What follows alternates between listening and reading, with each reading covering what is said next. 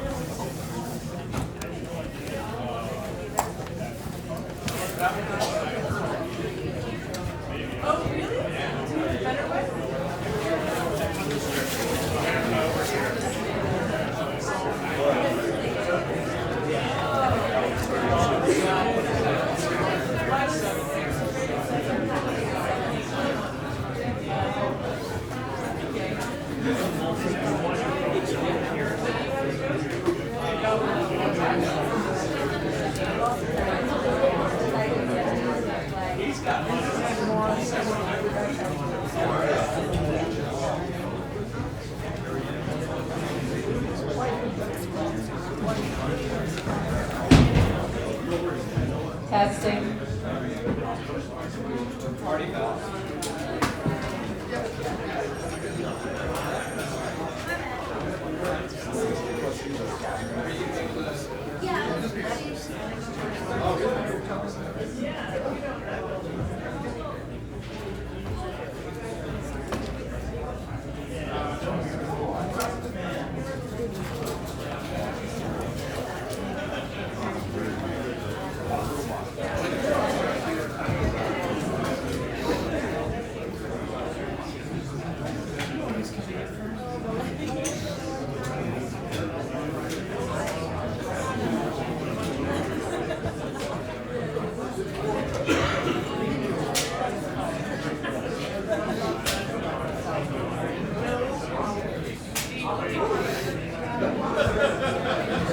What is up, guys? How's it going? We are here in Northwood, Iowa for Andrew Yang's town hall.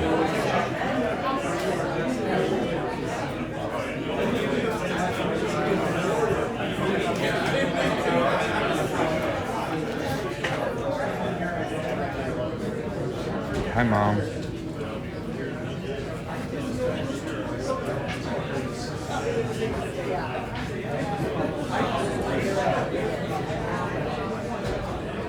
It might be lagging a little. Let me work on that.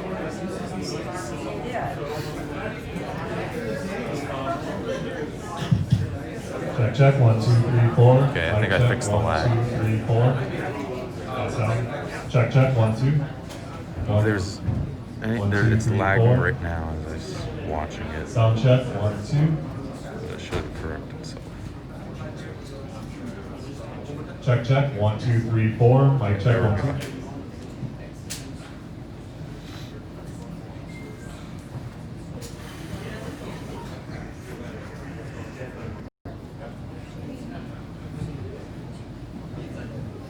Good afternoon, Worth County.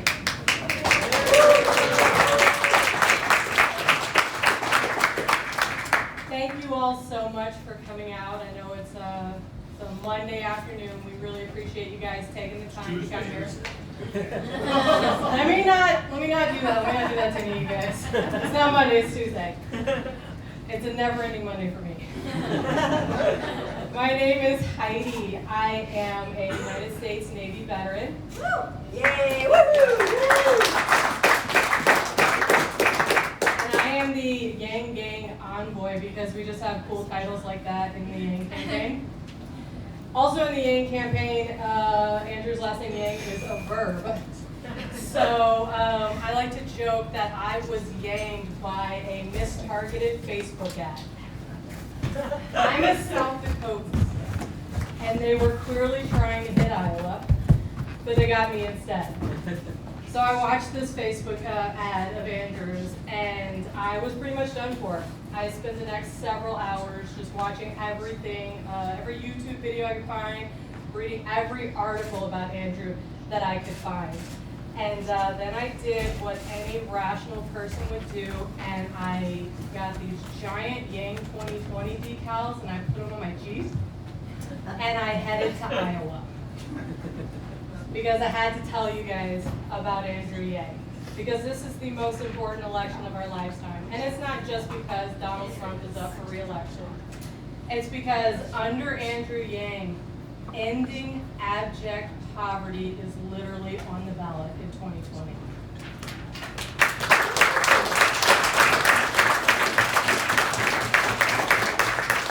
Thank you. I'd like to now welcome to the stage Jane Pogorniak. She is the chairman of the Worth County Democratic Party.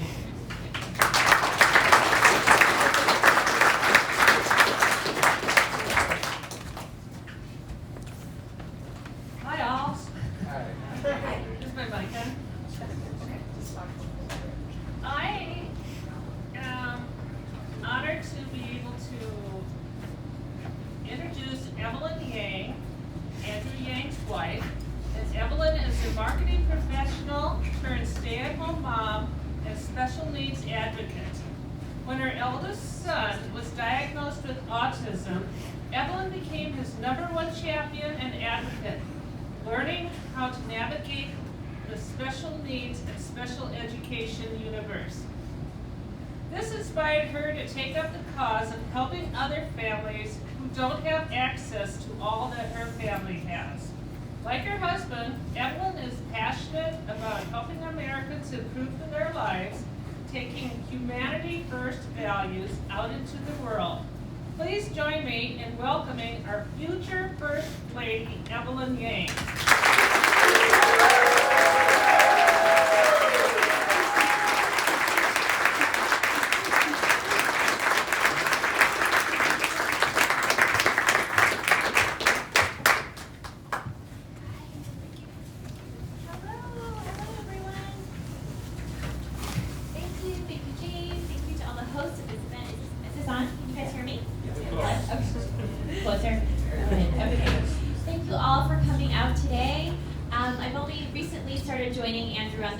Because we do have 2 little boys at home who keep me pretty busy. But I love being out here when I can because I think I'm pretty useful to Andrew. After almost 15 years of being together, I think I'm his best character witness. So Andrew is a wonderful husband, father, and friend. He's a man of the highest integrity. He doesn't lie. I've never known him to do a single unscrupulous thing. But he is far from a stick in the mud. He is so much fun, he's flexible, he's principled, and he has excellent judgment when it comes to filtering out the things that really matter. He is generous in heart and soul and action. By the way, I took all of that from our wedding vows. I'm just kidding, our wedding vows were way more generic. Seriously, Andrew is the only one talking about tackling the greatest issues we face today in a meaningful way. Of course, $1,000 a month can't solve all our problems.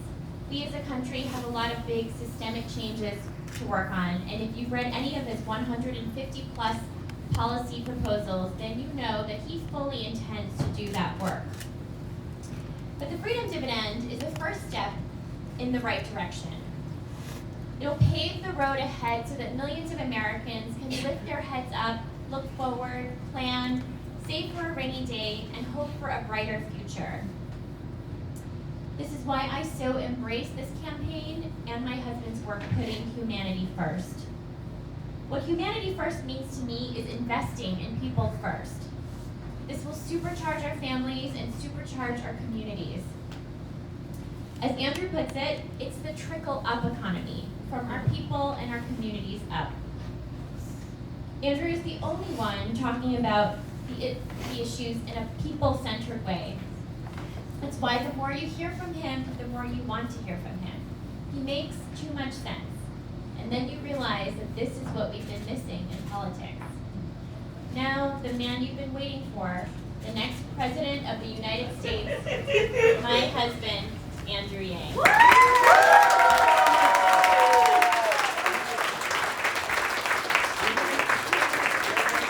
Oopsies.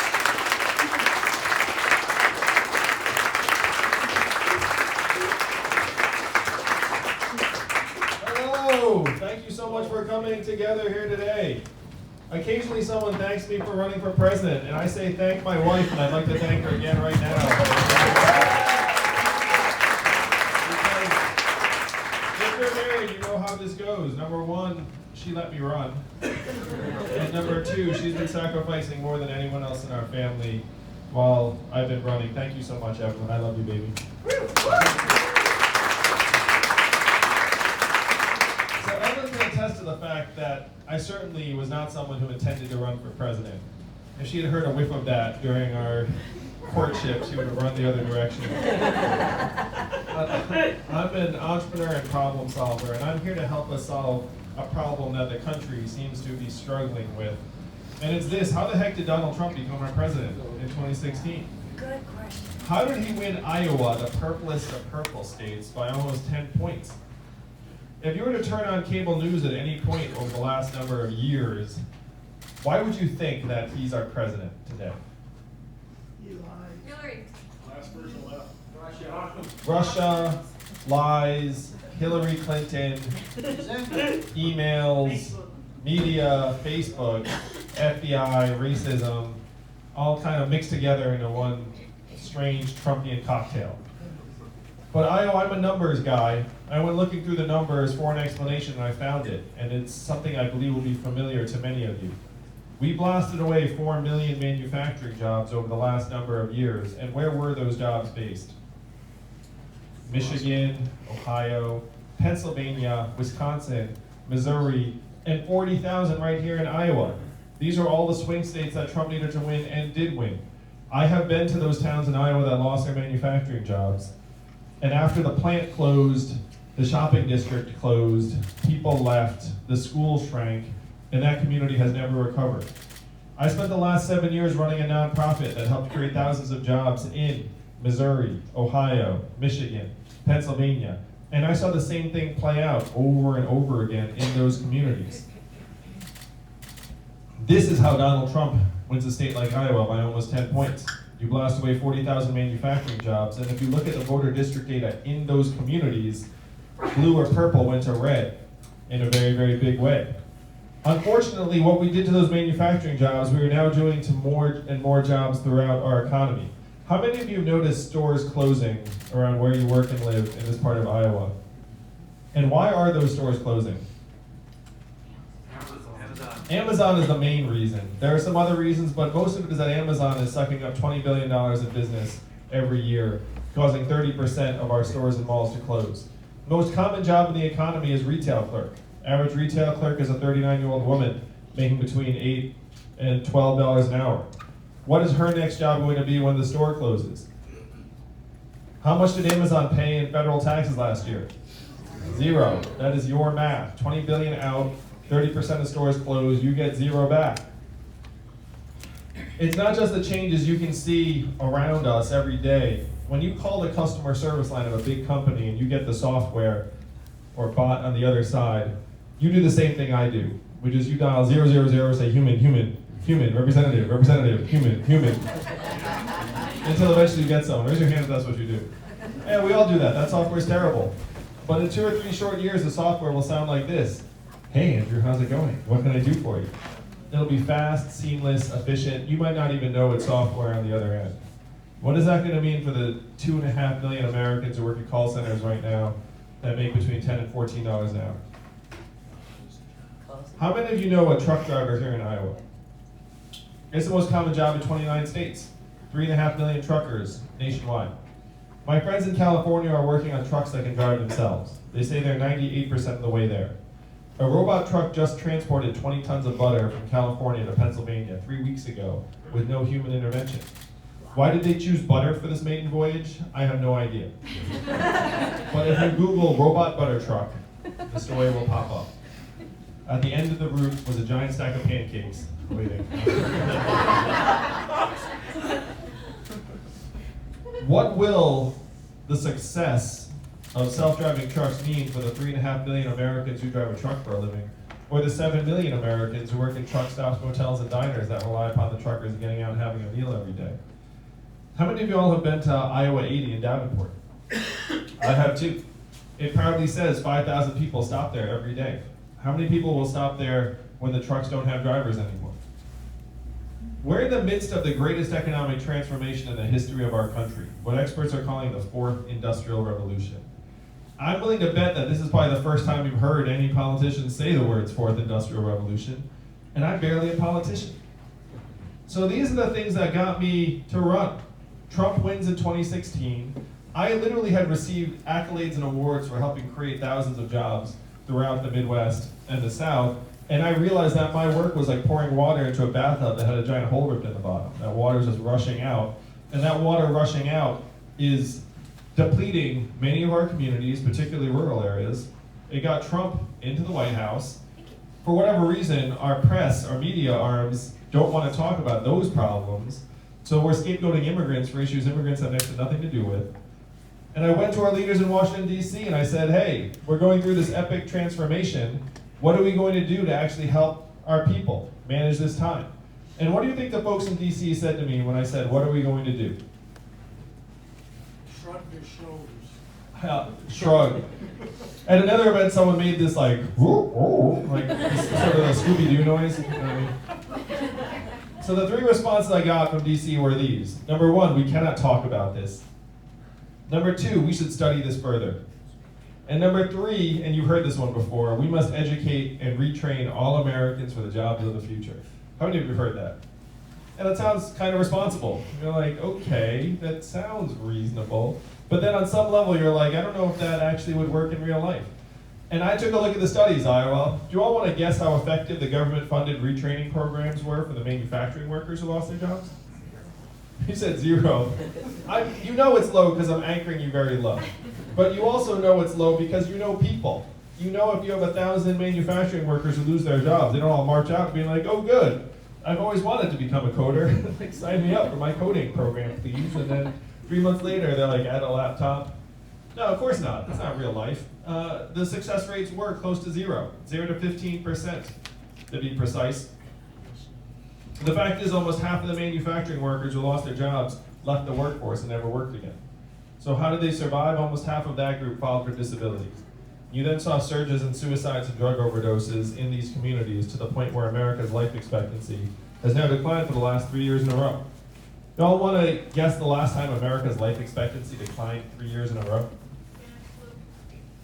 That's right, Yang Gang, love it. I like the Yang Gang, unless you're a history buff. The Spanish flu of 1918, a global pandemic that killed millions 100 years ago. You have to go back that far to find a time in American history where our life expectancy declined like it is right now. It's actually highly unusual in a developed country for your life expectancy to go down. Ordinarily it goes up because you're getting richer, stronger, healthier, right?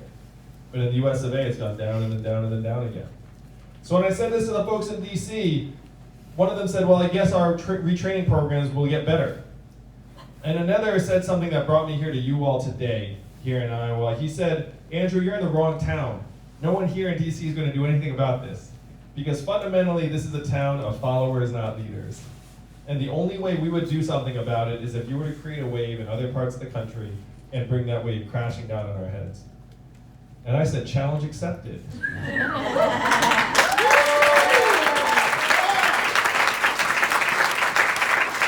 That was 2 long years ago, and here I stand, 5th in the polls and rising to be the Democratic nominee. We raised $16.5 million last quarter in increments of only $35 each, so my fans are almost as cheap as Bernie's.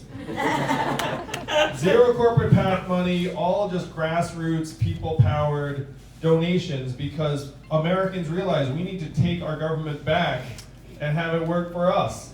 This is one big reason why Trump's our president. He said, hey, DC doesn't work for you anymore, and he's right. Like, a lot of Americans looked up and said, yeah, they don't seem to work for us anymore. Who do they work for? Themselves, big companies, lobbyists, corporate interests. Washington, D.C. today is the richest city in our country. Think about that. What do they produce? What fantastic industry has made them so incredibly wealthy? Yeah. I was hurt the last time I heard you say this. I was born in Washington, D.C. I grew up there.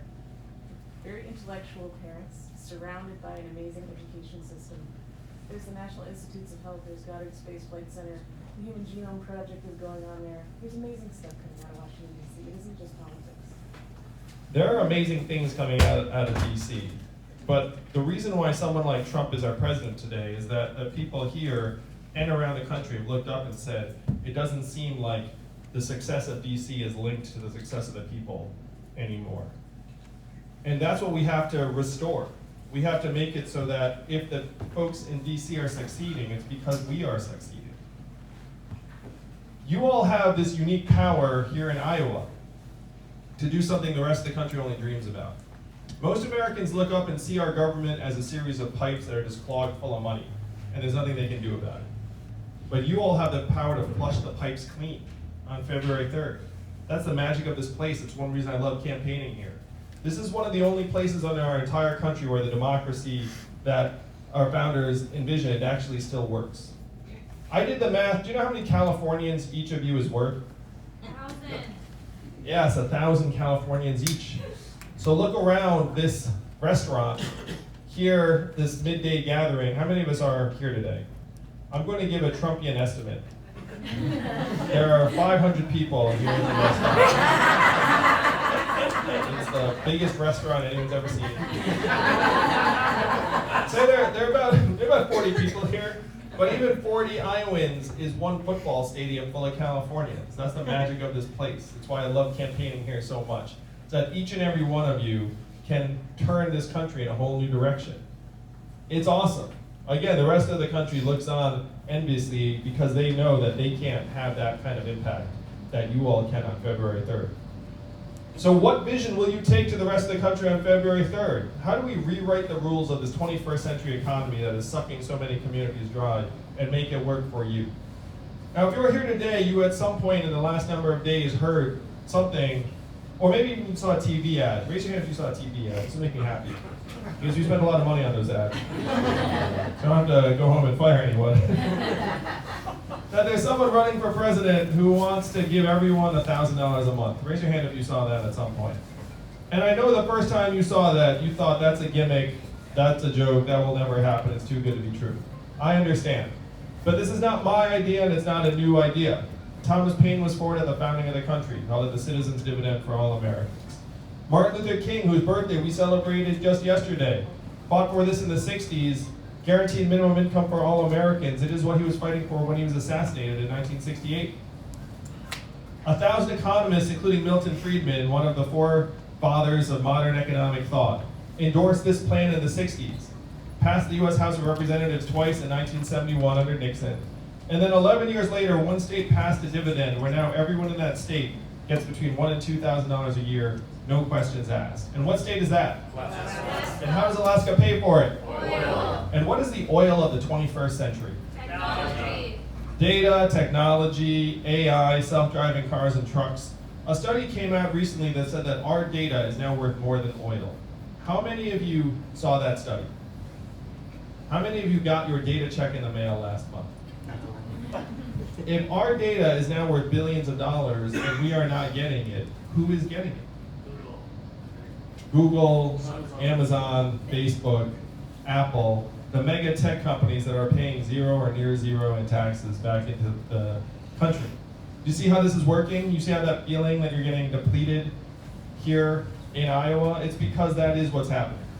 We're getting sucked dry by a series of very, very big companies that are paying very, very little back into our society. How many of you all are parents like me and Evelyn?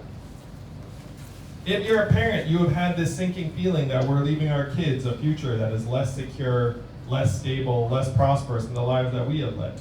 You know why we feel that way? It is that way.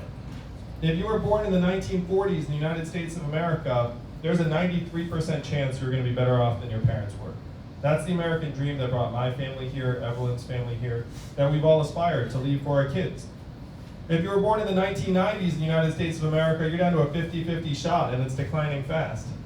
That's why we feel the way we do, because we know our kids are going to be standing on much shakier ground than they deserve.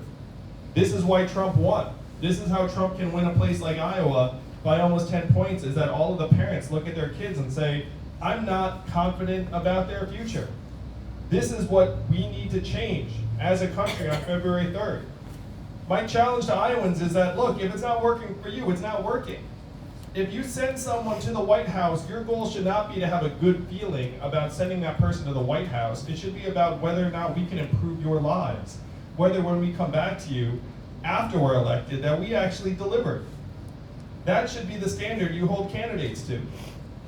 So this Freedom Dividend of $1,000 a month, it sounds too good to be true, but if we get our tiny fair share to you of every Amazon sale, every Google search, every Facebook ad, every robot truck mile, eventually every AI work unit, we can easily afford $1,000 a month for every citizen to build a trickle-up economy from our people, our families, and our communities up. Particularly because when this money's in your hands, where will it go? How will you spend it?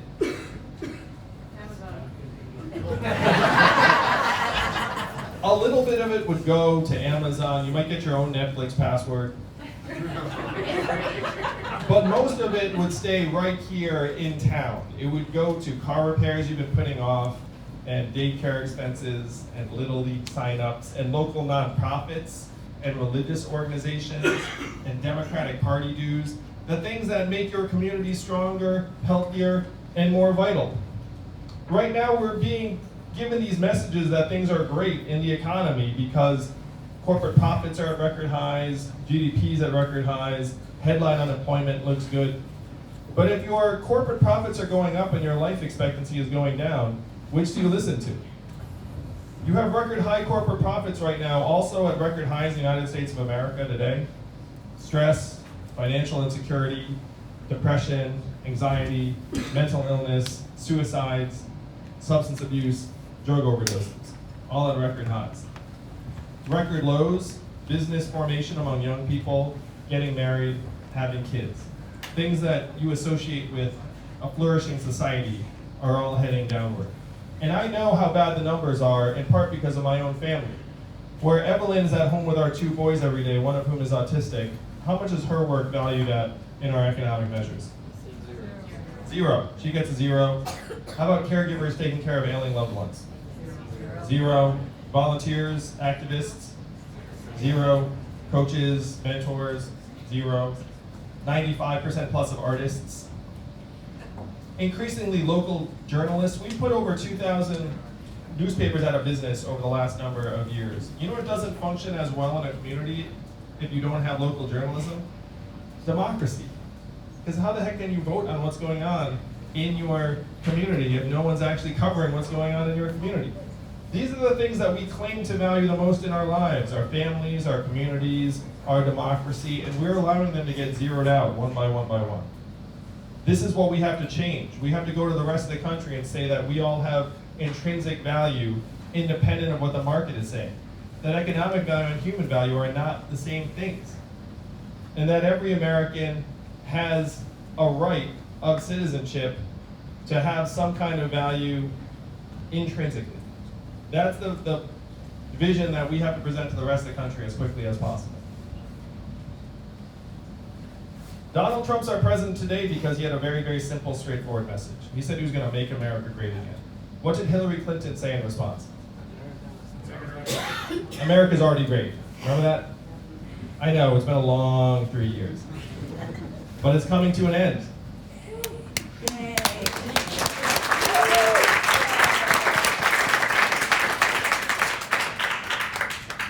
That response by Hillary did not go over well for many Americans because the fact is the problems are real.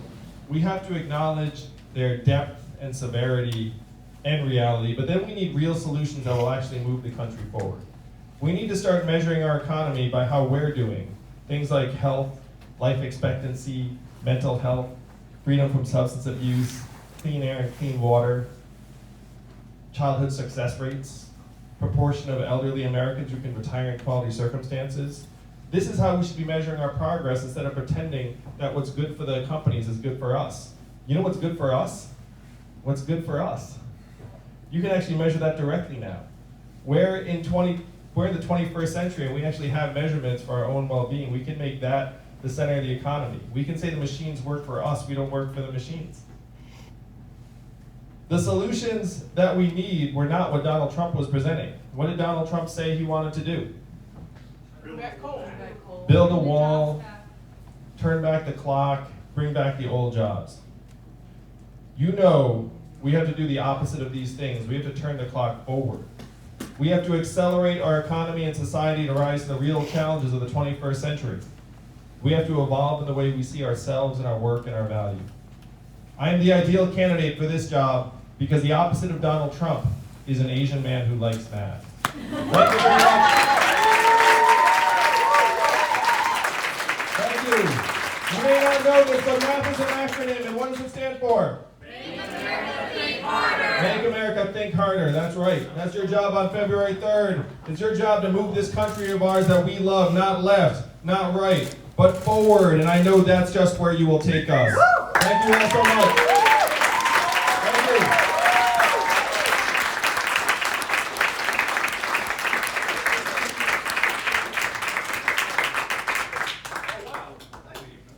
All right, we have time for some questions, and I think it's a small enough group where you could probably just speak without a mic. I don't know if you have a mic on there. Miss, you got a question? Oh, and you're right next to the mic guy. All right, that works. Okay, cool. I have 2 questions about how your $1,000 a month works. And do kids also get it? And so, like, for example, I am a mother of 4. They are all on the spectrum because genetics, right? And so I have thought, as a professional, that I really should maybe have given the last few years over to just caring for them full time. But the question at the bottom end, you know, of the income spectrum is, if everybody in my family got $1,000 a month, would that put us into the donut gap that exists for things like help with housing, food, childcare, and so forth, or Medicaid? Because there is a really substantial donut gap for all of those services when people start to get a little bit above the poverty line. My other question at the other end of the income spectrum is there an income cap? Are millionaires going to get $1,000? I mean, they kind of do anyway with tax breaks, but yeah, I'd really like to know more. Fantastic. Well, first, you're a superhero. Thank you for being a parent for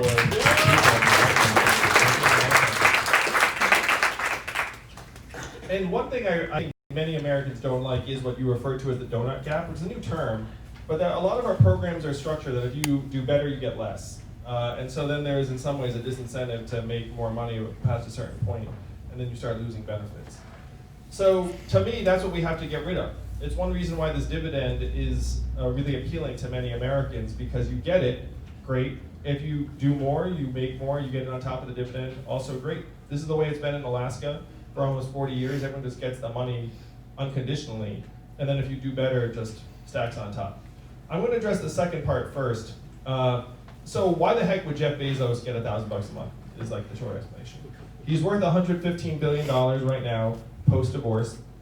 That's no judgment, it's just a statement of fact. And so the question is, how can we actually make it so that his $1 trillion tech company is paying its fair share? So if we put a toll in place where we're getting a tiny sliver of every Amazon sale, we're going to functionally be getting essentially hundreds of millions of dollars a year from the Jeff Bezoses of the world. So if we try and send him $1,000 a month to remind him he's an American, it's immaterial. Like, you're getting money as it's coming into his business, and then every year he takes $1 billion and buys rocket ships to Mars, and we take a toll on that too. So the dividend's immaterial at the very, very top end, because we'll be getting millions, tens of millions, even hundreds of millions. That is a true story. He does buy rocket ships to Mars. Anyway. To the first part of your question, the $1,000 a month kicks in when a kid hits 18. So you can imagine when our kid comes of age or a senior in high school, imagine them knowing they're going to start getting $1,000 a month at age 18. It'll be the greatest thing ever. We can look at them and say, your country loves you, your country values you, and your country will now invest in you your senior year in high school, and we'll give you a financial literacy class for a semester in senior year, because you need to know what the heck to do with the money. You know who it's impossible to teach financial literacy to? Someone who does not have money coming in. Like, you need both of them together. So that would be a game changer for families like yours and kids, where you know that they have a foundation. So if they do decide to go to schools partially paid for, they want to do something independent, they have a cushion, that we all have a foundation. I'm going to go one step further. I also think our senior spring, these high school students, we should send our kids to live in another part of the country for a month with another family, just so they have a glimpse of another part of America. Because we know our kids aren't learning anything senior spring anyway. So you send them someplace else, this American exchange program. They work with other kids from other parts of the country in another part of the country. Then they come back, and then they'll be a bit broader minded, a little bit more exposed. The American exchange program. There are 3 things you can do with people, I found, over my 20 years running organizations. Number 1, you do nothing, and then they leave you within a year. Number 2, you tell them how great they are, and then that works for about a year, and then they leave you between years 1 and 2. The third thing you can do is actually invest in them, compensate them, give them raises, give them a real path forward, and then they may stay with you for years and years and years. Right now, we have to actually invest in our kids, because our kids can tell the difference. Right now, we're telling them that it's great, you can vote, you're an American, it's great, but then they have this sense that their future is less secure than it should be. That's one reason we have a mental health crisis among our young kids in particular, and they can tell that we're not actually setting them up to succeed in the future. That's what we need to change.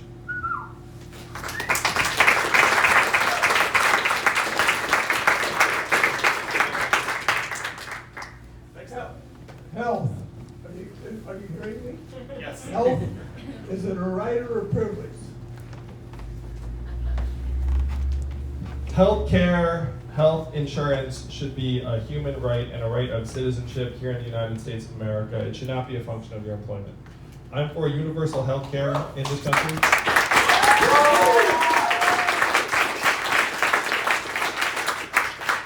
And what drives me nuts is when people say, like, how can you pay for this, how can you pay for this? Like, we're already paying for it in ways big and small. We're paying for it even monetarily. We're spending $3.6 trillion a year in our healthcare to worse results in other countries. 30% of it's waste, but that waste is going straight to the bottom lines of who? The drug companies, the device manufacturers, and the private insurance companies. Has anyone here ever gotten this note from their insurance company? Great news, the rates are lower this year. No one's ever gotten that note. You know, their business model just consists of sticking it to us more and more, and it's reached this breaking point for many, many Americans. It's one reason why now healthcare costs are the #1 cause of bankruptcy. So we can fix this in a very big way. And I'm going to speak to one thing just to give you a sense of my approach. Prescription drug prices are also just keep going up, and it's breaking the back of many, many Americans who are on fixed income. They have to ration drugs, they have to make terrible choices between the drugs and food, heating oil, and all this stuff. So here's how we get the prescription drug prices down. Number 1, we say the government can negotiate for lower drug prices on behalf of the American people. That sounds very common sense. Right now, we don't do it, or we can't do it because the drug lobby is too strong. Number 2, you cannot charge us more than you're charging citizens of other countries for the same drug. Right now, they charge us 2, 3, 4 times as much for drugs that we subsidize the development of. Number 3, if you fail at number 2, then we can forcibly license the drug from you. And then number 4, we can manufacture it in this public facility. And number 5, we can import competitive drugs from other markets if they will help keep prices down. Do you think that this plan would work to lower prescription drug prices? Yes. This is the only thing that would work. We know this. If we all went outside the drug company headquarters and said, do the right thing every day, it would have zero effect, because they don't care about doing the right thing. What do they care about? Money. I mean, this is an emblem of what's gone wrong in our society. Everything revolves around the almighty dollar. The drug companies' motivations are all about the almighty dollar. So what you have to do is you just have to hit them in the wallet and say, look, if you continue to gouge us, we're going to forcibly license. We're going to get this down. You can't charge us this much money when you're charging other countries this much money. That's the only way. There are rampant excesses in our healthcare system that if we get them controlled, we can actually put resources to work actually making our people stronger, healthier, taking care of senior citizens, and also even helping keep our citizens healthier over time. Evelyn's father had a stroke a number of months ago, and his insurance company would not pay for a dietitian for him to see. They would pay for this drug regimen, but they wouldn't pay for the dietitian. And he was like, wait a minute, I'm trying to save you money. Like, if I go to the dietitian, maybe I don't need the drugs. And the insurance company said, no dietitian, just drugs. So he paid for the dietitian himself out of pocket, and then got himself to a point where he did not need the drugs. And I think that is exactly what we would all want for him and for the country, And it would save us so much money if that's where the incentives were, instead of the company saying, hey, take the drugs because we don't care about saving money or your health in this case. We just want you to do something that's going to make this company on the side here a lot more money. Those are the wrong incentives. We need to fix the incentives. One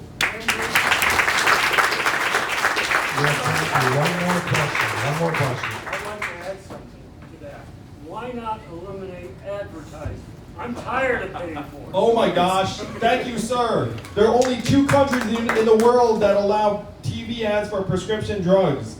United States of America and New Zealand. I have no idea why New Zealand allows it, but as your president, I will make those ads illegal. Number 1.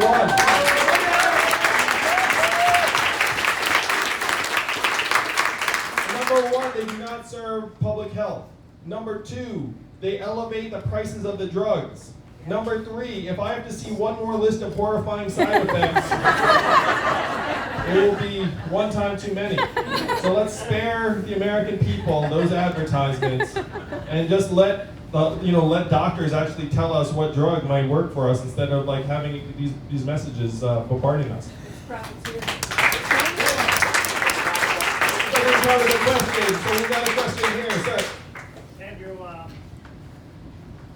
can anything be done about the insurance companies when you go to the hospital or the doctor? Say your bill is $14,000, but your insurance does pay a good portion of it, and you end up paying just a copay. If you didn't have insurance, you'd be stuck paying the whole bill, and medical facilities make people go bankrupt. They make them have bad credit. Can anything be done about that if they don't have insurance? Can the insurance companies lower their rates? Yeah, the short answer is yes. If you go to other countries, go on. Well, you go ahead, sir, please. In other countries, you actually do not go bankrupt based upon your showing up in an emergency room or having an ambulance ride. That's only an American thing. And the costs that get billed to you change based on a variety of factors. Like the same procedure or emergency room visit or ambulance ride changes based upon where you are, based upon what your coverage is. They'll actually charge you different amounts. And so we're used to this really, really bizarre healthcare system where the prices are up here. They change depending upon a bunch of factors that we have no control over. And it's completely opaque what happens if you can't afford it in many cases. What the tough truth is that if you actually go and say, hey, I can't afford that, they'll actually shrink your bill very, very quick. I don't know how many of you knew that. Because in some ways, they don't even expect you to pay the $14,000 or whatever it is, because it's sort of a made-up price, and on some level they know that. So we have to rationalize the costs so that they're actually in line with the true costs of the service delivery. Why is a suture like $60 each or whatever the heck they charge? There are all of these things that don't make any sense in our healthcare pricing, and it's because there is not a real marketplace in effect in healthcare. Because we have this vast intermediary system of the insurance companies that then negotiate for different prices depending upon the provider. My second part is, do you have anything set aside for farm programs? There's been tons of farmers in Wisconsin going broke on dairy farms. There's been 700 farms that have gone broke because of low milk prices. And there's beef farmers in Iowa that have tough times. The grain market is tough. Farmers have to put up with the weather, high machinery costs, high repair costs, high inputs. Farm prices are low. Can you do anything about that? There are a couple of things we need to do for farmers, particularly not like the mega corps, because I talk to farmers here in Iowa, and they say very consistently that a lot of the family farms have gotten gobbled up and consolidated by these bigger corporations who then have lower costs. And so if you're an individual farmer, you can't compete on cost. Some of the practices of the big corporations are very bad for the environment, where they have some some of their land and water use policies are not extraordinarily safe for contaminants and the rest of it. And then the family farmers tell me that they have a real succession problem. where if they want to try and pass the farm on to their kids are like, look, I've seen what you've gone through. Like, I'm not sure that's what I want. And so then when the farmer wants to sell, then they get nickel and dime by the same corporations, just keep rolling them up. So this is a very, very big structural problem that's actually representative of what's going on in many, many other parts of the economy. Now, you all remember when Walmart, is there Walmart in this part of Iowa? I don't know. So you remember when the Walmart came to town and they put all the retail stores out, and then now Amazon's hovering over Walmart, and actually Walmart's like, how can I compete with Amazon? Like, the same dynamic happened in the farm business. So what we have to do is try and make it so that family farms have at least the same level of cost, competitiveness, and subsidies that the big guys have. And you know, right now the big guys are like pulling a bunch of levers and getting more in terms of corporate welfare than the average family farm. So you have to try and balance that out. You certainly don't want to start trade wars that drag farmers in and producers that have nothing to do with anything. And to me, having a strong agricultural sector, including family farms, is mission critical for the country, particularly in a time of climate change. And so we need to invest resources in helping smooth it out so you don't have farmers going bankrupt after 1 or 2 bad years in the hopes that, hopefully, that like in successive years that they can actually make that back if they have more of a cushion. And right now the financial institutions aren't looking out for the family farmers, they're looking out for the big guys. So I would love nothing more than to balance those incentives and subsidies for smaller producers.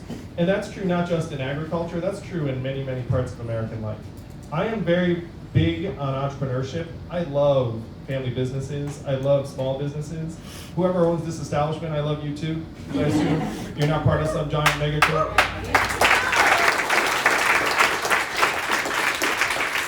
And we have made it much, much harder to start and run a small business in this country, whether it's a farm or a bar or a restaurant or a daycare service or whatever it is. We have to make that easier and not harder. And at a town and retail level, the Freedom Dividend would obviously be an immense help. You have $1,000 extra a month. Of course, this place will be a lot busier. I mean, maybe you're busy now. I didn't mean to suggest you're not busy. You know what I mean. But we need to do something similar for farmers who are struggling to make ends meet and can't compete with the giant megacorps that at this point have many, many cost advantages. All right, let's make history together. February 3rd is less than 2 weeks away. I can't believe it. We've got a bus, we've got momentum, we've got history on our side. Thank you, and thank you all too. Let's get some pictures. Okay, guys, this is what we need you to do right now. We need you to go to theyanggame.com and donate to Andrew Yang. He has set a $1 million deadline to raise that much money by tomorrow night at 11:59 p.m. Central or Eastern Time. The reason that $1 million goal is so essential is because they are going to use that money to launch an ad here in Iowa to try to push to reach the 15% level that we need in the caucus. And that ad is going to help us raise awareness about the campaign, but it only happens because of you guys. You need to donate your hard-earned money right now. And if you think that $1 doesn't matter, it does, because it shows up in the contributions list. They can go to the media and say, the Yang Gang has just reached their 500,000th donor. The Yang Gang has now had 1 million individual donors. The Yang Gang just reached 2 million total contributions. Every single dollar counts. The website is theyanggame.com. If you would like a shout out from Andrew at the end of this selfie line, the current donation leader is Cindy at $200. Cindy is the donation leader at $200. If you would like a shout out from the next president of the United States, you need to donate right now. Now, real quick, let me thank you, our donors so far. Thank you, Zhao Hugh, for the $25 donation to Andrew Yang through the yanggame.com donation link. Thank you, Cindy, for the $200 donation to Andrew Yang through the yanggame.com donation link. Thank you, David, for the $1 donation to Andrew Yang through the yanggame.com donation link. David, I really appreciate you because every single dollar counts. James, thank you for the $10 donation to Andrew Yang through the yanggame.com donation link. Thank you, Jason, for the $5 donation to Andrew Yang through the yanggame.com donation link. Thank you, James, for the $5 donation to Andrew Yang through the yanggame.com donation link. James, I saw your name in the chat. Really appreciate you stepping up to the plate and donating to help make Andrew Yang's vision for America a reality. Thank you, Danny, for a $10 donation to Andrew Yang through the yanggame.com donation link. And thank you, Jeremy, for the $25 donation to Andrew Yang through the yanggame.com donation link. Now, whoever has the highest shout out, highest donation is currently Cindy at $200. If you match Cindy at $200, you will also get a shout out on camera from Andrew Yang.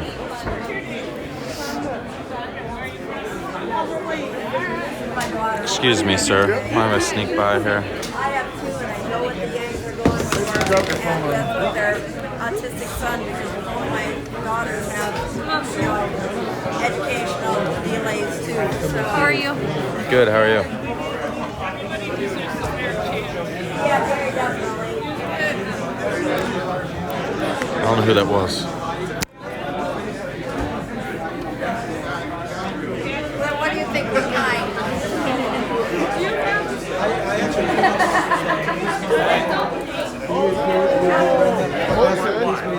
You did? Okay. Yeah, and then I picked up USB Zach and Matt show. Maryland. Right? Hey, what's up? I've met you before, right? Yeah. Yeah, what's your name again? Two. Yeah, two, yeah. Two, okay. Yeah, two. Okay, because Yeah. there's a guy who looks exactly like you, Really? and I thought he was you, Oh, and I was like, two, and he was like, no, I'm Miles. And I was like, oh, and I felt bad. Yeah, I was the guy that was dancing in Chicago. Oh, yeah. Dude, can you break dance for us right now? I'm just kidding. Space is too small. But Next time. good to see you. Yeah. Good to see you. You do good work, man. Thanks, man. Yeah. Appreciate you.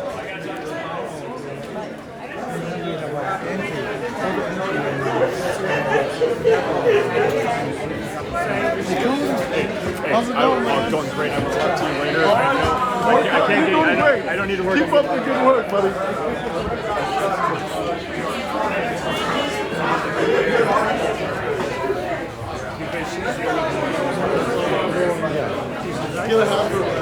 Excuse me, man. Question for you. Would you be interested in answering a few questions about what you thought of Andrew, what you thought of the event?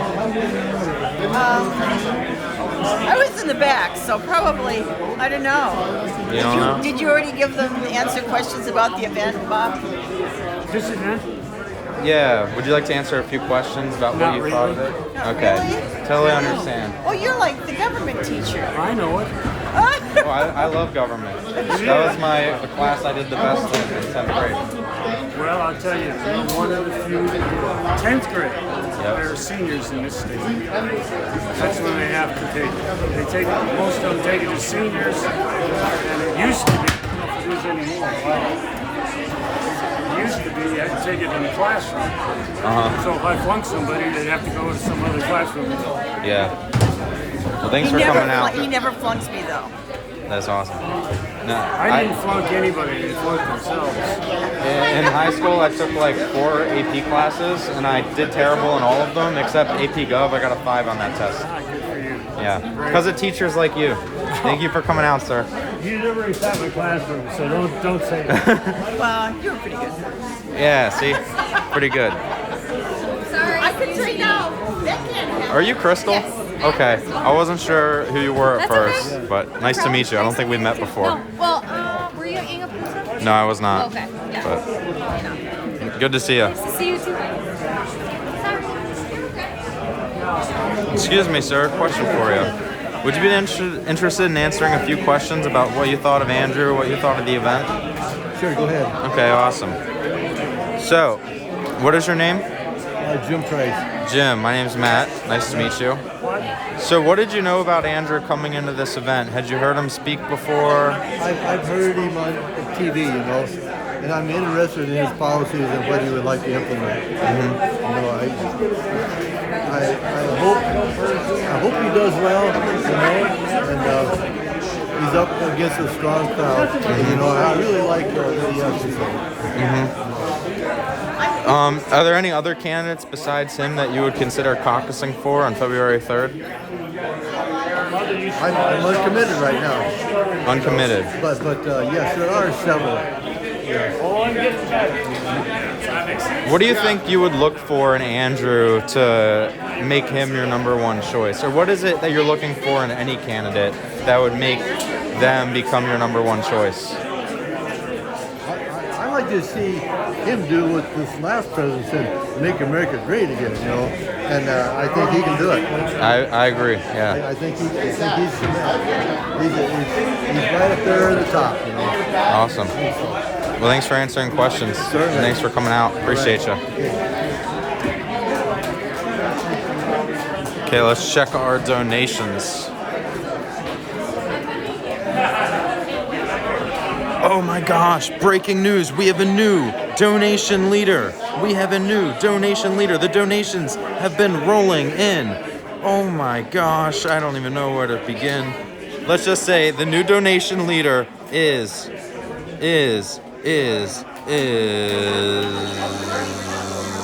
Catherine at $400. Catherine, thank you so much for donating $400 of your hard-earned money to Andrew Yang through the yanggame.com donation link. Thank you, Justin, for the $1 donation, Andrew Yang. David with the $15 donation, Andrew Yang. Steven with the $5 donation, Andrew Yang. Cynthia with the $25 donation, Andrew Yang.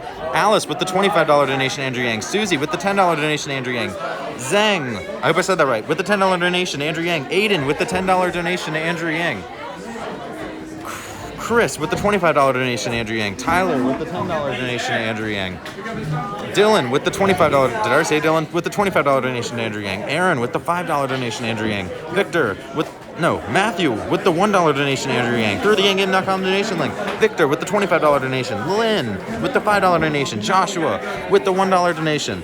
Evan with the $30 donation. Philip with the $50 donation. Jeff with the $5 donation. Daniel with the $50 donation. Oh, let me try to get Andrew's attention. Oops.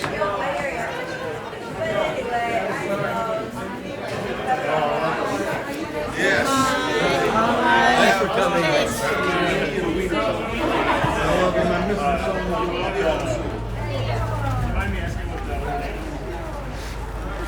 Okay, Andrew's gone. So, Catherine, we're gonna get you at the next event. Thank you. Sure.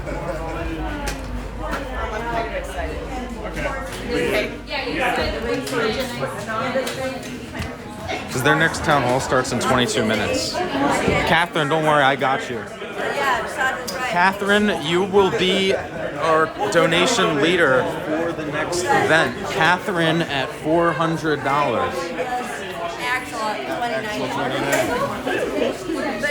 Excuse me, sir. Yeah, because her mom is sick. Yeah.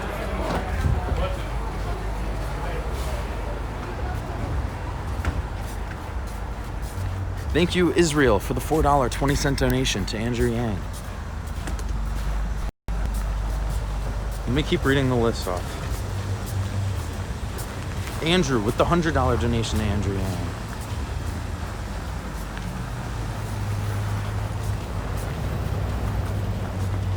Excuse me. Have a good rest of your day, sir. Okay, you too.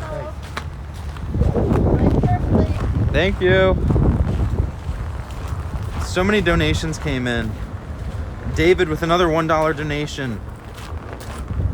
Chow with the $25 donation. Alexi with the $10 donation. Jamie with the $50 donation. Kathleen, you donate every single day. Thank you so much with the $10 donation. Jamie with the $50 donation. Kevin with the $5 donation. David with the $100 donation. Justin with another $50 donation. Dong with the $100 donation. Daniel with the $50 donation. Jeff with the $5 donation. Philip with the $50 donation. Evan with the $30 donation. Joshua with the $1 donation. Lynn with the $5 donation. Victor with the $25 donation. Aaron with the $5 donation. Dylan with the $25 donation. Tyler with the $10 donation. And Chris with the... Okay, now I'm caught up. So, Catherine donated $400, but we were unable to secure the shout out from Andrew Yang. But don't worry, you are the donation leader for the next event at $400. I gotta get in the car and end this stream. If you would like to continue following along, I'm gonna go on Twitch very shortly, aka now.